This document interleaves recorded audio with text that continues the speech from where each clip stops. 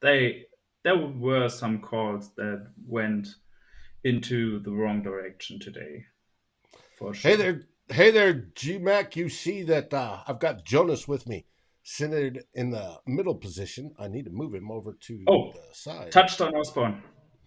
Woohoo! We got touchdown Osborne coming up. I am behind. I am watching via um, my normal Sunday ticket this week. So that's why I love Jonas. He has no delay whatsoever. That's Uh, actually going to be an interesting decision. You have about 2:40 on on the game clock, right. and Nice you catch. basically have 2:50 on the game clock actually. Oh, they gonna kick the extra. Oh, that's weird. I Why? That's weird. Oh, we still need a touchdown and a 2 point conversion. If they miss the, if they go for eight and miss it, then it's two scores. Still, Yeah, of course. But in that case, you basically, I mean, it's game over then, but you, in that case, still have the ability to play uh, based on that. If you go for two on the second try, which you have to on the second touchdown, if it happens and you would mm-hmm. have to do it, then you don't have any time to react to it. So I would have liked them to go for two on this one. And I'm very interested to see if they go onside kick or if they try to, or if they let the defense on the field and try to stall them there. Because usually I think most teams would just kick it off and then let the defense try to do their work. But at this point, the way the defense has played, they got to do an onside kick, in my opinion. Yeah. There is a hands team on the field. Oh yeah, that looks like an onside kick, and they are doing just that, and the Lions recover. I want to know of the folks watching. Can you hear us? Not seeing a lot of action. We're all glued to the TV, but it looks like a little pause and play while they get ready for the onside kick. And we're looking, we're watching. I'm behind, so you could tell us how this turns out. Blank, bouncy, The bouncy. Lions Didn't go recovered far enough. it. Damn it. Lions ball on the 50. Yeah, Cheers, everybody. but I like their decision to go for the onside kick because Thanks, that Jamie. defense isn't stopping anyone today. I don't. So it was the right decision to try that. Well, need a pick six, turnover, something. Right Yeah. now. It's the only way. Okay, so run through the middle, stop for one or one and a half, I don't know, but very short gain. It wouldn't surprise me if they actually go play action on the second down. Actually, O'Connell is actually letting the clock run at this point because they only have two timeouts right now. They already used one, so Mm-hmm. he's gonna let the clock wind down. You may want to save it for that. I don't know. Yeah. Uh, it's third and Okay, seven. another. Watch them get the first down. They actually now probably, if they stop them on this play, they will have one timeout left for the last drive because there's the 2 minute warning right Right. now. So the clock is stopped and it's third and six, I think. Third and seven, I think. Let's see. We've got 2 minute warning. Third. Oh, where is it?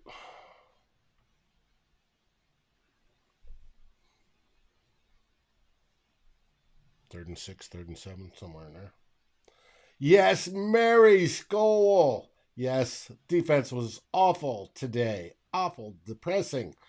Dalton, KOC, and Donatel are trash. I'm not so sure about KOC. There's a bunch of good pass plays that were called. I can't stand the runs that only go a little bit here and a little bit there, and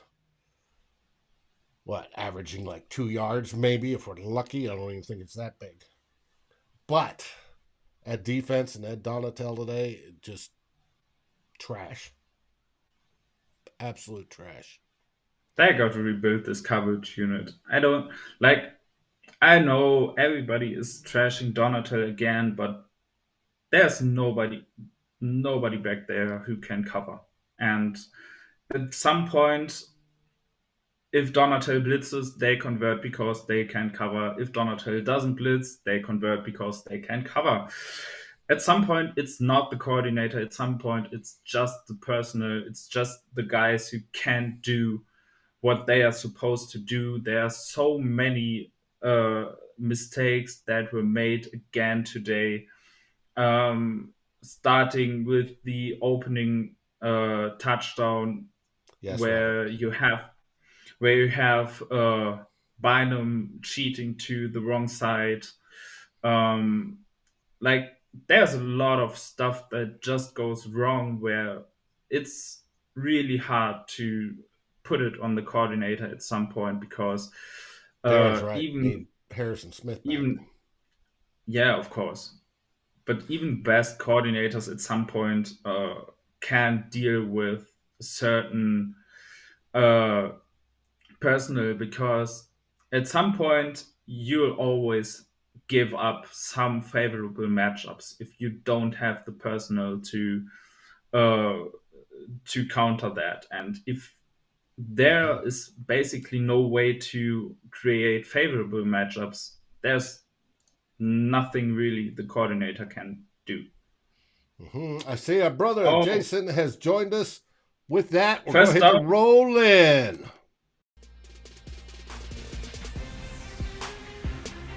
We're inside 2 minutes. Win or lose. Join us on Climbing the Pockets, the final score.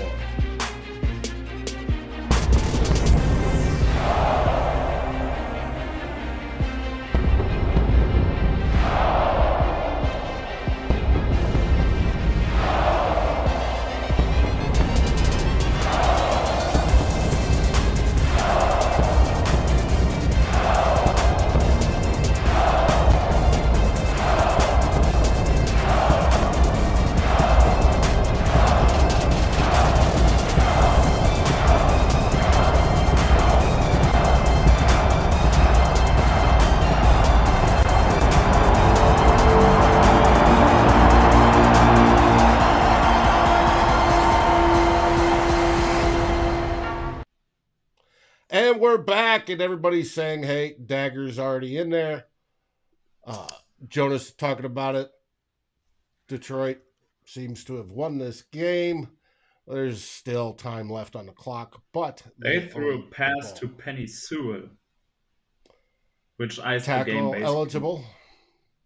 Yeah. Jason, my buddy, how are you doing today?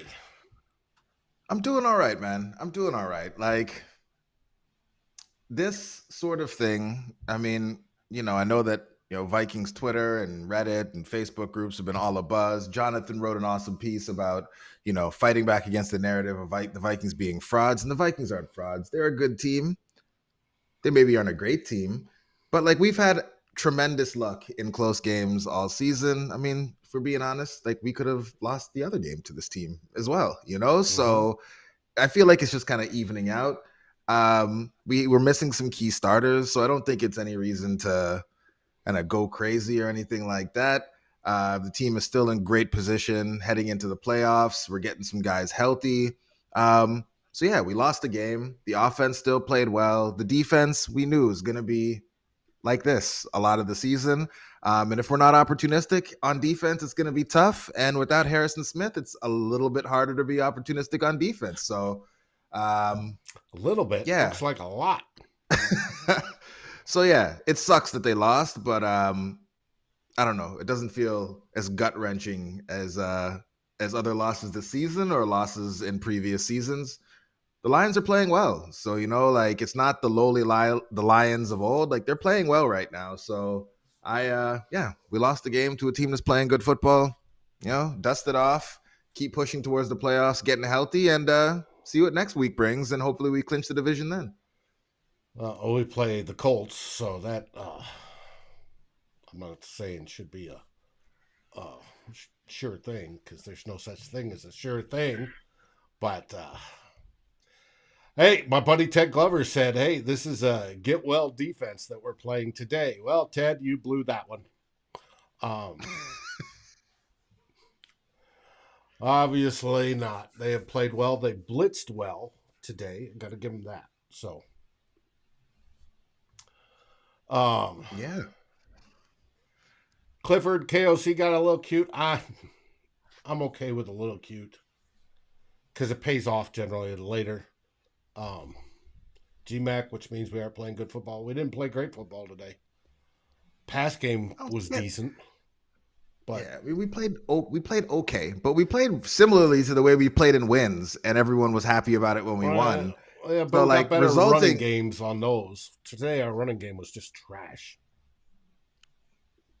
Yeah, we have a grand total of 17 attempts, carries for 22 yards. That's horrible. Yeah, I could run better. But are we really going to say? But are we going to say the running game's why we lost the game? No. Really, there's plenty with the flow of how this game, went. It wasn't the running game that lost us this game. Like, yeah, we couldn't get Dalvin going, but like, it's not why we lost. The Lions just put up points on our defense. That's not great. And our defense would go. We couldn't keep up. hold them. Third and long, first down, and then bang, and then bang, and then bang, and then bang, and our defense. Being shy, Harrison Smith, it obviously showed, whether it be with Bynum early or later. Metellus was playing well. It's just still not getting sacks like we want. We were getting some pressures, but not sacks. There was times when our older linebackers looked old and slow. It's except for the one Hicks where he went diving through and got a tackle for a loss. It's just, hey, if people want to vent, let them vent. I know you're taking that positive spin. Hey, we're 10-3. We've got it in the bag. It's going to take an awful lot for us to drop down to the 3 seed, much less, All I'm saying is that this is who we've been all season. Like, we're not an elite football team. We're a good football team that's gotten some, I won't say lucky, because in some cases we've created our own luck, but things have gone our way for most of this season, right? So, like, the team hasn't been playing, like, dominant, blowing teams out all season long, and then, oh, my God, what happened in this game? Like, we've been winning a lot of coin flips, and, like, we've been fine with it when we were winning. Sometimes it goes the other way, and, like, I don't know. I don't feel like they got embarrassed in this game. They just lost a game to a division rival who's playing well, It sucks.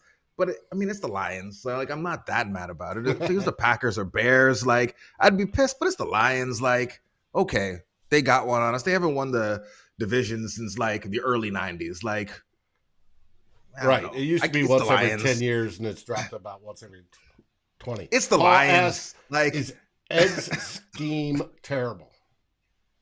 Or lack of talent? No. We just don't have the players. We don't have the players, man. Well, we don't have the cover guys to play an aggressive style of defense. We don't. But I think we have quality enough guys that could play it. And Cam Dantzler. Who has the speed to line up and match up one-on-one with anyone going on a vertical route on this team by themselves? We don't have those guys. We don't have lockdown cover corners. So, like, Ed Donatel is playing the cards he was dealt. Like, last year we were crushing Mike Zimmer because the defense was terrible, and last year we were saying the same things. They don't have the players to play great coverage. They still don't, like, and especially with Harrison Smith out. Like, Harrison Smith at least gives you the option to disguise some things, or maybe he can go in and get a beat on something. Like, with Josh Metellus and Cam Bynum back there, you're basically showing what you're going to run pre-snap, And Jared Goff today was processing quickly, picking up on what was going on, and making the right decisions with the football, especially on third down, right? So, yeah, we're not a great defense. We need to get turnovers. If we don't get turnovers, it's probably going to be a long day for us because we can't stop people because we're not great on defense. But it's not because they're playing bad. They're just not good enough. Like, Well, they're as Barry doing what they says, it can do. looks like the Lions wanted this one more. I mean, they did. I mean, Oh yeah, they were they were pumped up going for for this it. game. They were Absolutely. going for the win. The special teams play, like, they were playing like a team that really needed this, and we came into the game playing like a team that didn't. We had some guys who were iffy, and we just didn't play them because we didn't need this one. So, I don't know. It sucks, but like, we're 10-3. G Lee asks, "How did Dantzler play?" He was okay. He missed some stuff. He was in and out all day. He had 3 total tackles, 2 solos. Nothing. I don't think he had any pass defenses. 1 tackle. Gave up a touchdown in the run game. Gave up a Yeah. touchdown in the passing game. Not. Nah. So Angela, well, the Shell defense is a liability. Steve says Kwesi needs to focus on defense and O-line off the next season. I'm not so sure about the O-line. I'm cool with the O-line, who they are. Now, we may have a question at center if we bring back Bradbury or not. But I don't know that we can. I don't know that we can invest any more in the O-line in the early rounds, given how much we've invested there over the past few years. I think the O-line got first and second rounders set from left side to right side across the board. And Bradbury's played better. You're not going to want to pay him what he's going to want, and he definitely hasn't earned it. He's only done it in 1 year, so. And there's the little trick plays that are going nowhere. And it's over. It's official. It's over. Game's over. Vikings lose. Vikings lose to Detroit. Detroit wins. Jonas, what's your overall thoughts? I mean, it's not surprising today. I think even if they had all the starters, this is one of the games where you would expect a tough game. The Lions are kind of on a roll right now, and their offense overall is pretty good. Their offensive line is very good. Their set of weapons is very good, and they are also a team that specializes on using the middle of the field, and that's where the Vikings coverage unit has been the worst all year. That's where they have been vulnerable all year. So that's the worst possible matchup, because if the Vikings on defense want to win and stop opponents, they have to dominate the front. That's the only way this can work. And they have to do it with 4 men, because just like Jason said, they don't have the resources to let their coverage guys on an island. They just don't have the guys for that. So, like I said earlier, even if when they blitzed, they were beaten just as badly, because again, this coverage can't hold up, and it doesn't matter if you bring pressure. If your coverage guys are beat after 1.5 seconds, it doesn't matter. It really doesn't matter if you blitz, because the ball is going out quickly anyway. So it's not gonna work. It's just a question if you are going to be beat slowly, or if you are going to be beat more more quickly, because that's all you can do at this point. This defense is not good enough to beat average to above average offenses. This is just not going to happen. Well, if they play them at U.S. Bank, which we are going to play teams in U.S. Bank Stadium in the playoffs, there are teams that we can. G-Back asked realistically, who can we beat in the playoffs? Well, it depends who we play. Obviously, most likely it's going to be in the first round, the wild card round. Somebody's going to come to us. The one that finishes last in the NFC, that seventh position, roughly going to be a 500 or better, slightly better team. It depends which one. Can we beat them? Sure. The home crowd does a great job helping our defense. But if it's like Dallas, and Dallas would be the top wild card. It looks like going so far, but say it's well, it can't be Tampa Bay. They're going to win their division. Say it's Seattle. Could we beat Seattle? Yeah, I think we could beat Seattle. I actually Just think I actually think Seattle would be the best possible matchup because the Seahawks are one of those teams who would probably lose in the trenches on both sides of the football field against the Vikings. And that's the one thing you can't do against the Vikings. If you want to beat the Vikings, you have to win the line of scrimmage at least at one side of the ball. Probably you have to do it on both sides. Today, that's what the Lions did. They won the line of scrimmage on both sides of the football. And I think Seattle is one of those teams who would probably lose the line of scrimmage on both sides of the ball. And therefore, I think they would be the perfect matchup for the Vikings. Because, yes, they have very good receivers who would obliterate our cornerbacks. But to be honest, which of the playoff teams doesn't have receivers who would blow away our coverage? The only way the Vikings can win is to dominate the line of scrimmage, and the Seahawks are one of those teams where this might work. and have a great day on offense. Of Our course. offense is going to have to carry us no matter what through the playoffs. Kirk's going to Yes, have absolutely. have his best games, and And he played well today. And he played well. I'm not bad mouthing Kirk. One of those few times I'm not. He played well. He's played better this season. Now, not statistically, but he's played better this season. And we watched it today. He did what, Jason? He climbed the pocket. He did. He Earlier definitely today. did. It's what we needed. It's And, what like, we yeah, needed, I and he can't- did it. He's that doing, didn't like, happen again, like, before. I hate, like, looking for silver linings and all that kind of stuff, but, like, Kirk played well. He did what he needed to. JJ went off. Adam Thielen, we remembered he was on the team. Hawkinson, outside of a drop, played pretty well. I mean, That Dalvin drop Cook. was I mean, the running game was terrible.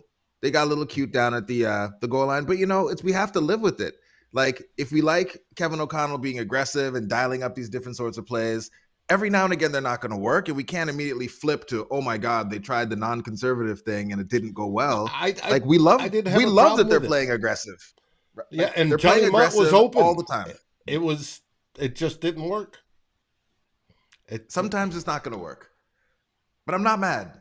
Like Nick said, going into this game, the Vikings had a greater than 99% chance to win the division. And coming out of this game, the Vikings have a greater than 99% chance to win the division. Like, usually at this point in the year, we're talking about the draft. We're talking about the draft at this point in the season. Like, so, yeah. I can't be mad. And Flip, God bless him, on Vikings Hot Takes this past Thursday, his first question is about what position should we draft in the draft. And Eric saying, draft? We still got over a month left of football. Why are we talking to draft? He goes, well, some teams are already talking to draft and doing mock drafts. And it's like, we're not, though. We can wait. And I think we've just discussed tonight where the weakness is. If Ed Donatel continues to be our defensive coordinator in the next year, which I don't see that changing as much as some people may want it, you're going to have to get better on that back end. And that's probably going to be where the Vikings target in the first round. So. Yeah, also, I think they are going to have some personal turnover overall on this defense. There are some contracts, some veteran contracts that just are going to be gone after this offseason. Um, I think Kendricks might be one of the guys on the way out. I think I don't know about Hicks, but there's a good chance he might be out. There are going to be a lot of players from the old system that are going to be out after this off season, and I think we will see some mid-level free agent signings this year from teams that have run the Vic Fangio system over the last few years, just to get some guys in who want to, who know how to play the stuff that Ed Donatel is trying to play. Because, and this I think is something important, this is not the full version uh, of what Ed Donatel is wanting to play. This is a light version he installed because the Vikings don't have the personnel to run what he wants to run. Um, the Vikings don't play a lot of pattern match coverage, which is a staple of the Vic Fangio offense, of the Vic Fangio defense, because they don't have the guys, they don't have communication at this point to do that. They play a lot of spot zone because that's the only thing they can do at this point. And I think this is the most important thing to remember when people are going to be mad that Ed Donatel is entering next season. We haven't seen Ed Donatel's defense. This is not Ed Donatel's defense.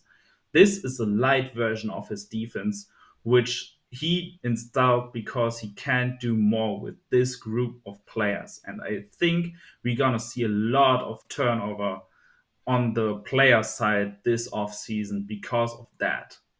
But we want to see more this season because it's the defense he has, right? It's But the that's one the he's point, got I guess. and in his basket, and he needs to improve. Maybe not So everything like, fits, and it doesn't. But let's try to modify that to what you have, play to those strengths, so you can but they are. maximize But the they They are are, already and doing that. we're the playing the winning this. results, not what's actually happening. Like Luke, actually, it's funny because this tweet just popped up right now. Like they tried to bring pressure. They tried zone blitzes today. They tried stunts. They're doing a lot of things. Jared Goff and the Lions OC, they were dialed in. Jared Goff was on the hot receiver almost every time we tried to bring pressure.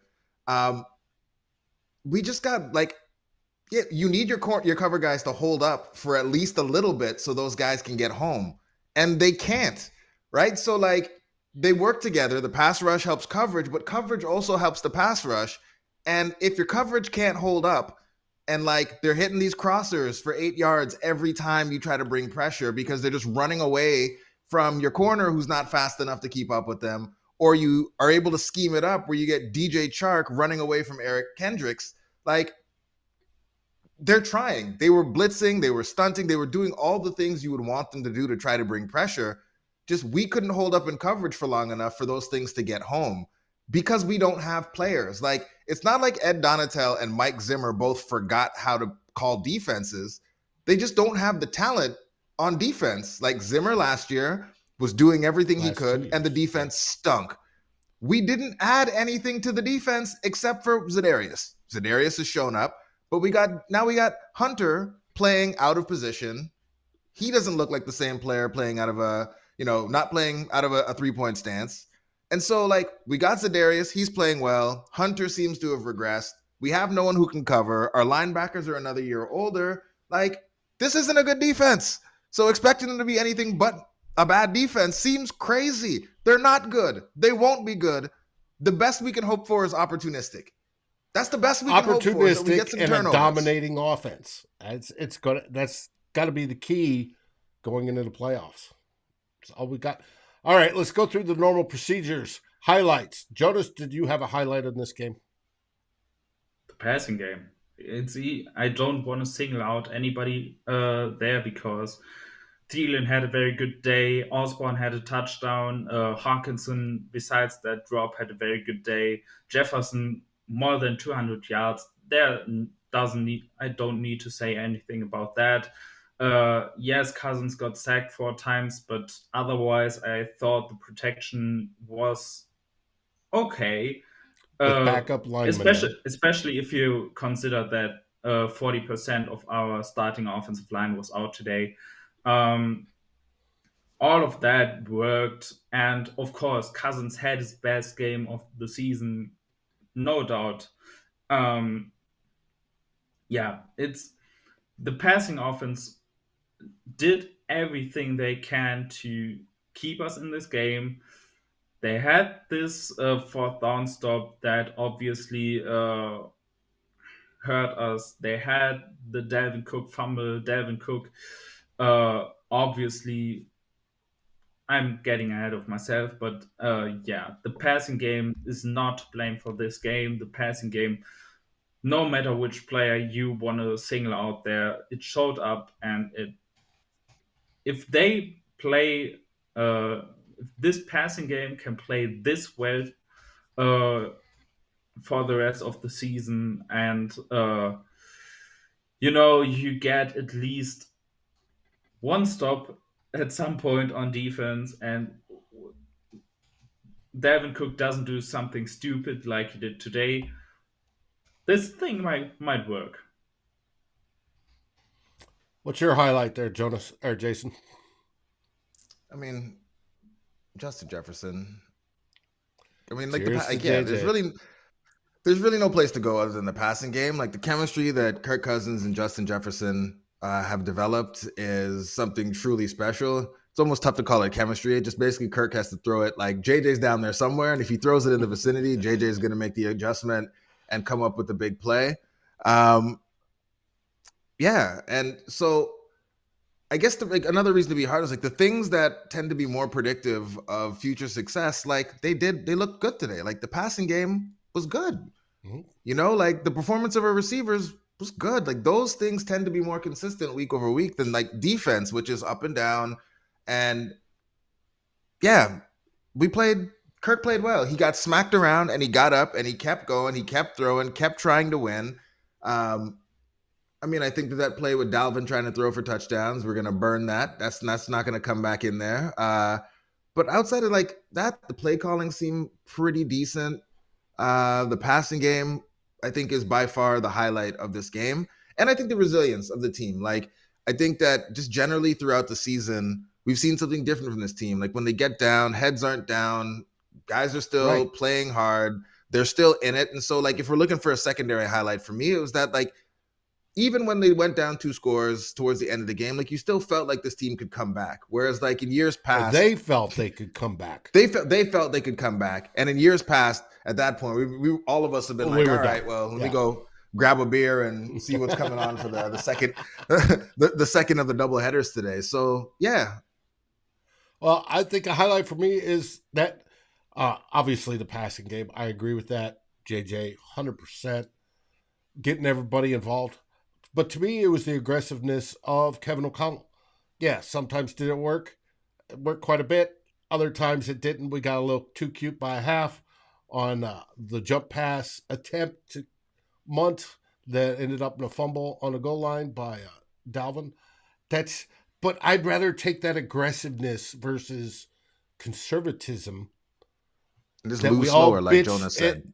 that we all bitched about for the last 4 years.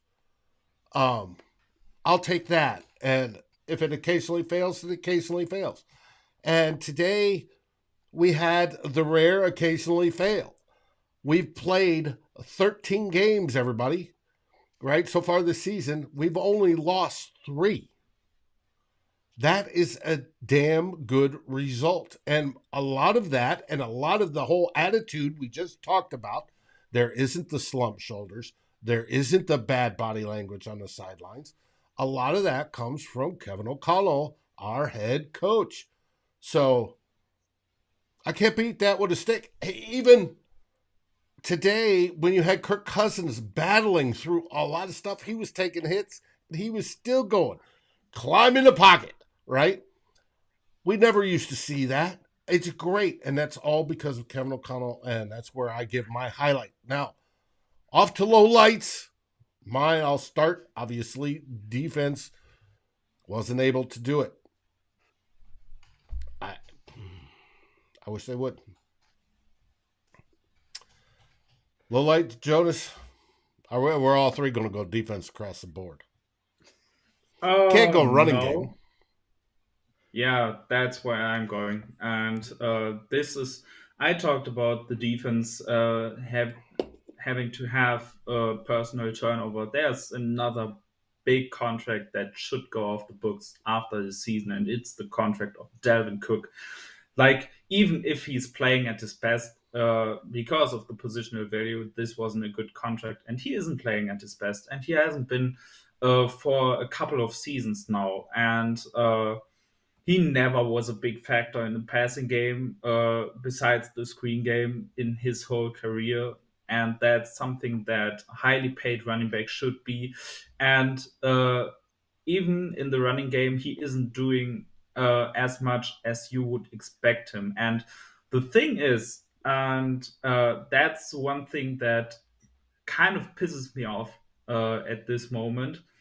Um, I'm not sure about the current number, but over the season, for most of the time, Dalvin Cook has been one of the worst running backs based on rushing rushing yards over expected, which next gen stats track, and also the Vikings offensive line per PFF is still one of the best run blocking units, and still you don't see the running game. And at some point, you have to go back and look at Dalvin Cook, who just hasn't been the same all season. He has popped that one long run One a few weeks ago.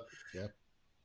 against the Bills, which got the Vikings back. But otherwise, Dalvin Cook hasn't been anything special. And if you pay a running back like this, you have to expect him to be something special. So I really don't care if the Vikings get any takers, any buyers on potential trade talks. Get this contract off the books, no matter how. The Vikings can do so with very little cap penalty, and they can save like $10 million, I think. And there's really no point at this point to keep his contract on the book, uh, Next especially when season. you look, yeah, especially if you look at this draft class coming up, especially if you look at this free agent class coming up. You can pick up a solid running back off the streets for almost no investment, and the Vikings can save about $10 million by giving up a running back who hasn't played very well all season. And no, I've seen this in the comments again. I've seen it on many tweets. No, Dalvin Cook is not the key to this offense. He's not the key to this scheme. He's not the key to our play action game. No. Dalvin was minus 9.5 EPA today and negative 0.63 expected points every time he touched the ball in the running game today. So, yeah, I'm right there with you, John. Javon says, Vikings trash. How can you lose to the Lions twice? We didn't. We won the first game. But like, it's fair. The Lions played us tough twice. Yeah, but they're better than their all interdivision games are that way. But the Lions are also better than they're playing better than their record. And so people I think just looked at their record and said, "Oh, this team is 2 games under 500. We're gonna smack them." We didn't smack them the first time. We barely beat them the first time. Right. Yeah, but like I said, one could argue they outplayed us the first time. All interdivision games. The Vikings can be great. The Lions can be trash. The Vikings can be not so great, and the Bears could be great, right? Or trash. Same with the team from Wisconsin. All interdivision games are always tough because they know each other. They know how to push each other's buttons. It's like a relationship, long time relationship.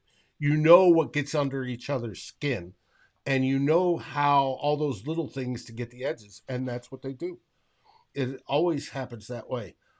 Freddie, about Kene Nwangu, I don't know what is up, why they don't give him more touches. The coaches obviously see something in practice versus not. Obviously, he's a good kick returner. If they ever kick him the ball, most teams have elected to blast it through the end zone so he doesn't get a chance. But there's got to be something there. But we do have the rookie that's off of IR that should be good to replace Dalvin or Matty or whoever next season if they let those guys, Matty if they let him go, Dalvin if they do it to make money, that can step up and do that. The value of a running back nowadays is not what it used to be, and Dalvin's value is a little bit too high when he's not making what he did, 2-3 years ago in the way of cuts and moves and stuff like that. Even with a line that is offensive line that doesn't seem to get the open up the seams in the middle of the field, and why we keep running there, I don't know. But it's interesting. Derek, I know it's obvious you like Dalvin Cook. I like Dalvin Cook. But it's when we start talking about next season, we're going to need some money. So, and you're going to have to take a little bit here and a little bit there to get there. You can't pay everybody. And we're right. I think we're over the cap for next year as we sit. So something's got to give. So, yes, Dalvin got us back in the game a few weeks ago, but he didn't today, and he hasn't every single game. So, or most of the games. So that's where you get on that. Derek, you're not coming on live. I'm not putting you on live, but just to let you know. But I understand your feelings for Dalvin. I'm just saying. It's just when we get into the offseason, we'll get in more of how the team should be formed. And I wish Dalvin had a 100-yard game today. The result would be different. Probably not. It could have been. Oh, that could have been it. So if we let Cook go, do we keep Madison? That's another question because Madison's going to want to get paid. These are off-season questions. I we are 10-3. I don't think They he's both gonna go. get paid. Look Right. at the free agent class. He's not gonna get paid with guys like Barkley on the market. And yes, Barkley might be franchise tag, but look at this free agent market. He's not gonna get paid. Well, but he's going to get paid more than we may want to pay him. Same Sure. situation with Bradbury. Bradbury's going to want more money and may get more money off of his play this season than what we'd want to pay him.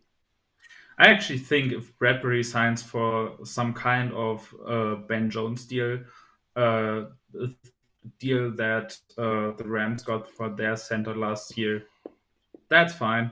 I would be okay with that. I was figuring around $6 million is okay, but I Yeah, figure he's going to I'm want 10 okay. or 12. If he wants that, let him go. If they get him at this, if they get him there, I'm okay with that. Um, by the way, I have been looking it up. Freddie, I feel your pain. Actually, Dalvin Cook on the season right now. I'm not sure if this game is factored in already. Has minus 0.11 yards over expected per attempt. Clifford, yes. So, Culture David. Net, next, we should win. And Do I get to get my lowlights, David? that should do the division. Yeah, go right ahead. What's your low light, damn. Jason? Other than you're My not low here light- with me drinking It's true. and doing the show together. It's true. It's true. That's always gonna be the low light moving forward. But I think the middle quarters are my low light for this team, and it'll probably be my low light for this team all year. But it popped up again. The announcers talked about it today, and it's just weird. Like, we tend to start off well, and in the second and third quarters, it's like we forget to play football for a little bit, And then in the fourth quarter, when we're down, it's like, oh shit, like, let's go. And Kevin O'Connell and Kirk find it again. Luckily, Kirk played pretty consistently throughout this game, but just generally speaking, uh, yeah, we don't maintain, and I think that's kind of the up and downs, like the lack of consistency. The reason that this team is good and not elite is that we're not able to maintain that super high level through an entire game and just run teams out of the gym. We play up and down, and we let them back, and those middle quarters tend to be where we really just like lose our edge for a little bit before finding it again in the fourth. And so, if there's anything I would want the team to think about as we move forward is like we like got on Zim and Co all the time for not making adjustments at halftime or the type of adjustments that were being made. Um, we need to figure things out a little bit more quickly once the game gets going and we get off script. We need to figure out what's happening to us before it's just like, okay, Kirk, go ball out in the fourth quarter and like win this game for us with Justin Jefferson. We need to tighten that up because we're going to play like hell. We played the Lions today, who I don't think anyone would consider a juggernaut, but they're a good offensive football team. And I think against good offensive football teams, if we have those sorts of lulls, especially if we get like when we get to the playoffs and play teams that have good passing attacks, by the time we figure it out, it could be too late. Like again, Kirk played great today, but it just wasn't enough because we didn't keep up all game, you know? And once they got out by a 2-score margin, it was just tough. We were just playing catch up for the rest of the game. So it's figuring out those adjustments, like finding those edges. Like the Lions today, like they could feel it. Like they were playing to win that game. The fake punt deep in their own territory. Like they were looking to find edges everywhere they could in that game. The Vikings, knowing who they are, we're not going to beat most teams, most great teams, most good teams, just lining up and trying to beat them in a straight up game. We got to find those edges, and I think we need to start to find them in the middle part of the game because season to date we just haven't been great. And this was another area where like we got kind of lucky going into half again because the Lions could have kicked a field goal there and extended that lead. They just missed it. Right, like we were supposed to. If we were supposed to tie scored, that game. It would have been tied, and then we would have gotten the ball back at the beginning. And if you control that middle eight, the last 4 minutes and a half, the first four, it puts you like a 90 percentile of win. And if you watched, I'm sitting there watching ESPN's game tracker all day, and they have the win probability. And most of the day, or most of the first half, the Vikings were on the plus side of probability to win, even when they were behind by a touchdown. But as soon as they blew that and didn't get that touchdown close to the end of the half, it started, and then it stayed with the Lions the rest of the way. It's also this is kind of the reason why I don't hate this jump pass call because it's it's one of the things that they try to get this edge because they didn't have a running game. The Lions were biting very aggressively on the running game, and then to counter this with this jump pass isn't a bad idea, to be honest. And that's where I like that aggressiveness, also, even if it fails. yeah, also, and it's what Jason said. You could also say that the Lions got cute when they called that fake punt deep in their own territory. It's like we know how Campbell probably would have been roasted for it if it had failed. And at this point, yes, of course, you can say, yeah, on first down, let's run that one. But the running game hasn't been there all day. And at some point, you also have to keep the players accountable for their mistakes. Dalvin Cook wasn't able to hold on the football. I don't care what the call is. You have to hold on the We football. curse the same way in German as we do in English. Nothing wrong with that, Jonas. You just have to execute this stuff, and if this stuff goes wrong, you at least have to keep the football, and at some point you have to keep the play. You have to hold the players accountable for this stuff, and um, you can't always say, "Oh yeah, you don't have to call this stuff because it can be disastrous." At some point, just let the players execute, and if they execute it poorly, you have to criticize them for that instead of just saying it was a bad call. And it's the same thing on defense. Everybody on this defense is going off on the coordinator. Why aren't we criticizing the players for it? I haven't seen the Vikings fan base criticize certain players for this defense all season. I haven't seen guys criticizing Hicks that much. I haven't seen them criticizing Eric Kendricks a lot. And why? It's because Why is it in always our hearts we know they're not that good, and that's like the catch-22 is like we know those players aren't that good. It's just easy to say like DC should just like snap his fingers, call the perfect play, and they're all going to work. But the reality is, every time they tried to do something different than just sitting in a shell, they got cut up. Like all those third down conversions that you're mad about, we weren't just sitting back.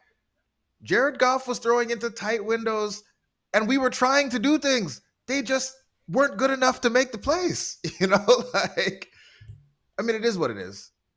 We need to load up on defense for this team to go anywhere. Like, no, let me not say that. It's the NFL. Any given Sunday, the best team doesn't win the Super Bowl every year. You just Correct. got to get in there and get hot at the right time. Correct. Because it's a one-game playoff. And so the Vikings have the ability, because we can score, to play with anyone in the NFL If Kirk if a pulls off few an bounces Eli go Manning, in our way. right? A few or Joe bounces have to Flacco. go our way. Mm-hmm. And that's what it is. We need a few things to go our way in those games, and we can play with anyone in the league. But to think that we're going to line up mano a mano with the elite teams in the NFL and just run them off the field, no, we're not that team. We still need. There's a reason that like Rick and Zim aren't here. It's because the teams weren't that good, right? Like there's a reason that we have a whole new front office, a new coach. Like the team wasn't good, and so we're outperforming expectations, but we're still not elite. And sometimes those cracks show up, and we get mad when people call us frauds. We're not frauds. We're a good team, but good teams lose in the NFL because the NFL is a week-to-week league and shit happens. Mm-hmm. I want to hit, because we're in a question situation. Steve asks, is it easier to replace the DC Donatel versus the players? And I would answer that. Obviously, the answer is yes, but is that the correct answer when we know the Fangio system works against the high-flying offenses when it is properly staffed and works? And I think also if you give it you would that, also you'd have this year all over again, because you'd waste it. again you would have a new defensive system installed in an off season. We had that on offense all those years under Zimmer, where we had to install new offensive systems every year. And on defense, it's the same thing. You have to install new defenses, new rules, new playbook with players who aren't used to that, and players who also aren't very good. So it would be a different failure, but it would be a failure. Yep. Um, T. Kubler's hot on Quasi's side of where's his genius pick. You can't judge a draft class in the first year. I'm sorry. It just doesn't work that way. Do you hope that you get contributors? Yes. Would Scene going out with a broken leg, do you wish he was healthy and playing? Yes. Right? Do you hope everybody else is playing well? Yes. Ed Ingram won the starting job, and he is improving week by week. He's going through his lumps, but he's improving week by the week. Last 2 weeks, not including today, he only gave up one pressure per game. I didn't hear his name once today. Right? So it's getting a draft class and hoping that you get 5 starters out of it and they all are all pros is unrealistic. That does not happen. You've got to wait, especially in that first year. You've got to wait a few years down the road. Do they fit what we want? Does Asamoah fit the Donatel defense? I think he fits the Donatel defense better than Hicks does, right? For most of the part, because he has the speed and he has the closing ability. That is how you evaluate it further down the road. I've always thought of this season as a transition season. If we make the playoffs, great. If we don't, we don't. But we've played so well. It's like this is frosting, gravy, and we've come to expect more than that. With our start, the 10-2 start, now 10-3 today, we sort of built up the expectations that the Vikings should be playing in the NFC Championship. Could they be? Very well. They very much well can be. It depends how the chips fall, who plays who's got home field advantage, do we have to travel? All that stuff plays into a factor. But you can't say that his defense or his draft class was bad because his first rounder had his leg broken. I'm sorry. It just doesn't work that way. That's fluke. Also keep in mind. I think Andrew Booth is the only pick that I think is open because that was clearly a gamble on talent for a guy who consistently had injury concerns throughout. Yeah. So that's a pick that, you could say that pick maybe could have been, a George Pickens or something like that. But that's really the only one in the draft where you're looking at the player that was selected and you're I don't know, at the time, nobody was these players, we picked talented people. Scene got injured. Booth got injured. Maybe Booth you could have seen coming. A guy breaking his leg, you don't see that coming. Ingram is growing into the role. Asamoah starting to play more snaps. Hell, Evans has even played some snaps until, he got his third concussion and was shut down. So you're getting contributions from the draft class, but no, it's not 2015. But to expect that every draft class is 2015 is also nuts. But also we need to give it time to, so if none of these guys are contributing by the end of next season, then yes, we will be back. We'll be lighting them up, saying that the draft was awful. But dudes getting hurt, I don't know. It's, it's football. People get hurt. Also keep in mind that this was still mainly Spearman scouting stuff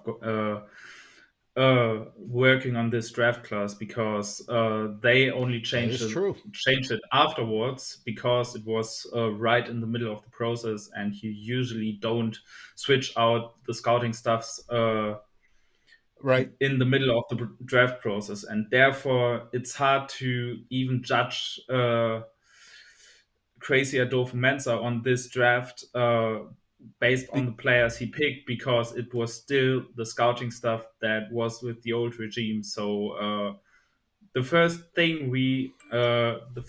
actual draft class from Crazy stuff is going to be next year's. Mm-hmm. Yep, and I agree with you. So, and Rick's picks. 2015 were just marvelous. We were not on the air in the first years, so that is a non-factual statement, my friend. And we generally this podcast didn't exist.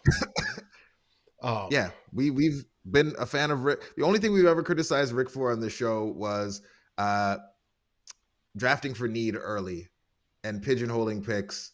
But generally speaking, he made up for it in the middle round. So his drafts tended to work out in a wash. But Rick wasn't terrible. We could all tell we could all tell what he was gonna pick, but before he was gonna pick because the glaring need was always gonna be the pick. But Rick was fine at his job, and we weren't on the air when he started. So unless you're Rick's cousin, or maybe Rick has hopped on to yell at us, you got the wrong show. It's not us. We got no beef with Rick. And Kwesi, we will give him time. I had a beef with Rick the last couple years, but it's generally speaking. He was generally fine. Speaking, he was fine. He was a good GM. When Darren Campbell, my partner on Saturdays on 2L Bloggers, he and I did a deep dive into Rick's draft process. Put out a big, huge PDF on it. We compared him to other GMs and stuff like that. He's a top third GM when it comes to drafting. That's that's the way the numbers worked out. So it's not that Rick was bad. He's bad at quarterbacks, for the most part. He wasn't the one that selected Teddy, but Teddy was the big question mark. Teddy looked great, and then of course the knee blew out. So, and then Teddy hasn't been the same since. But it's just that way. So Kwesi coming in using Rick's staff to judge this draft. We're going to have to wait. First off, we're going to have to wait because of what's happened to this class. And secondly, we're going to have to wait to see what happens next year. How does he address it, especially when he's only got 4 picks? Expect some trade downs to get more picks because 4 isn't a whole lot.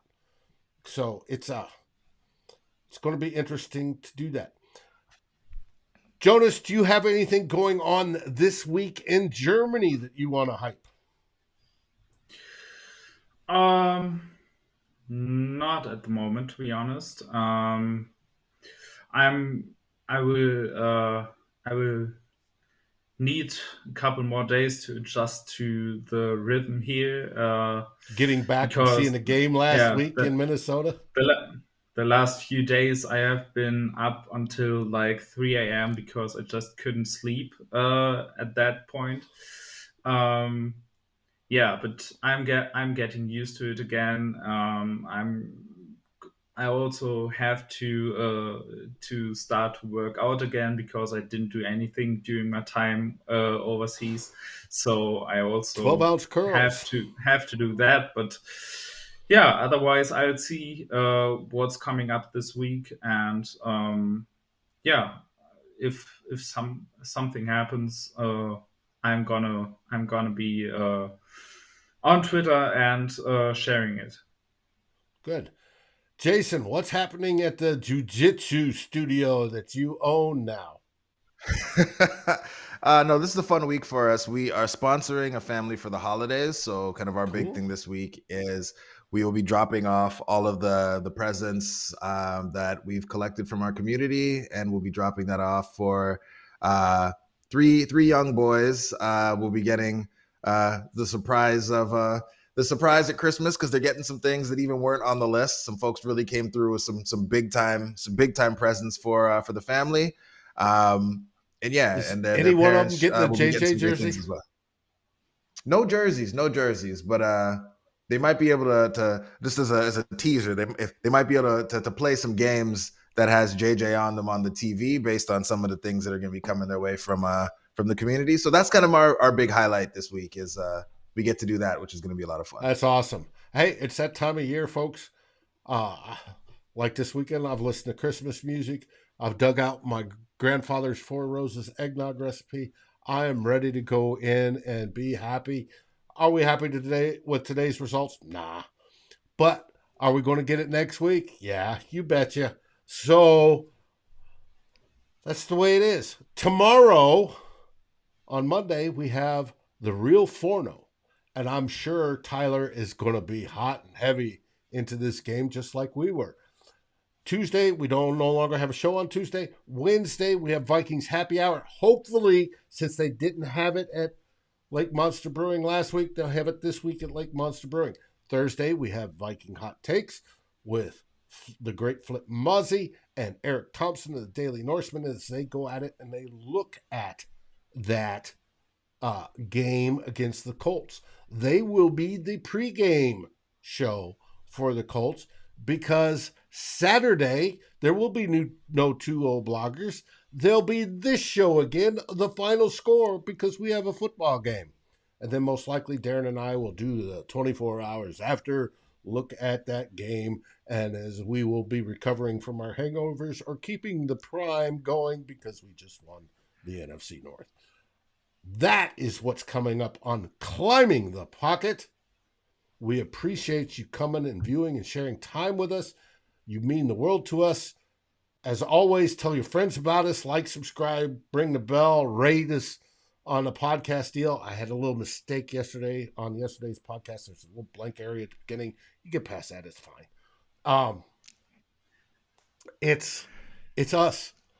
And we appreciate you. We call you family. We love you. Happy holidays. Stay safe. And what do we say, guys?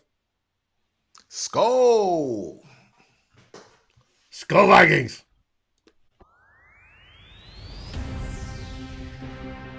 Thanks for watching. Like, subscribe, and ring the bell, and rate us on your favorite aggregator.